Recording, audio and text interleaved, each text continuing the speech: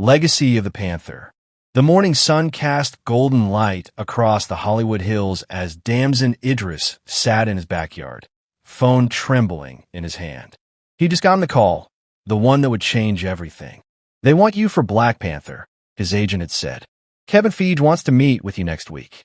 Damson set the phone down and stared at the distant cityscape.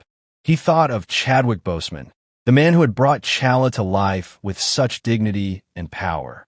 The man whose portrayal had meant everything to millions of people around the world.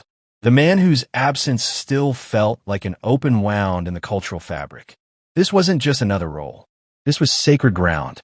The meeting at Marvel Studios felt surreal. Kevin Feige sat across from him, alongside director Ryan Coogler, whose eyes held both excitement and the weight of immense responsibility.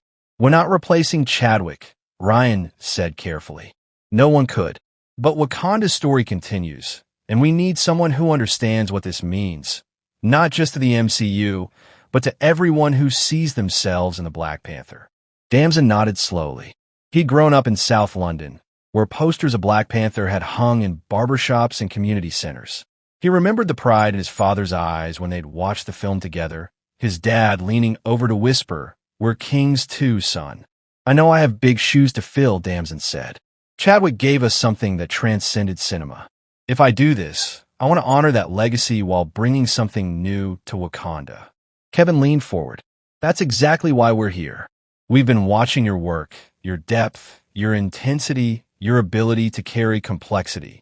We need that for this new chapter." The announcement broke the internet. Reactions flooded social media, some celebratory, others skeptical, many emotional. Damson understood.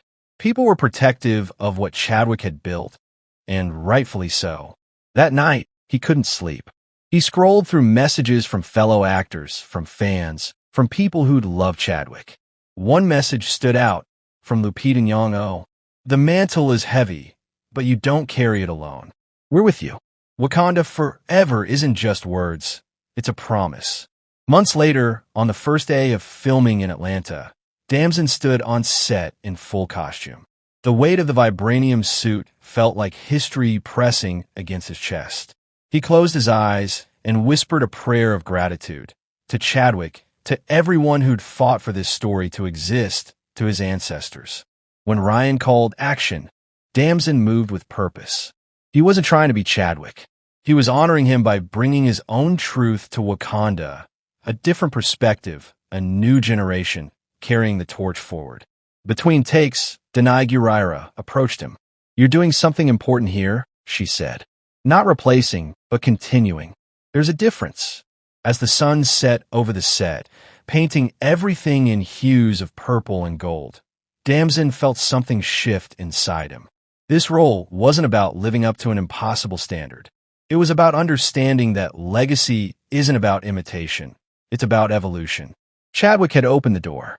Now, it was Damson's turn to walk through it and show what came next for the kingdom, for the mantle, for the dream of a world where heroes looked like him, like all of them. "Wakanda forever," he said quietly to himself.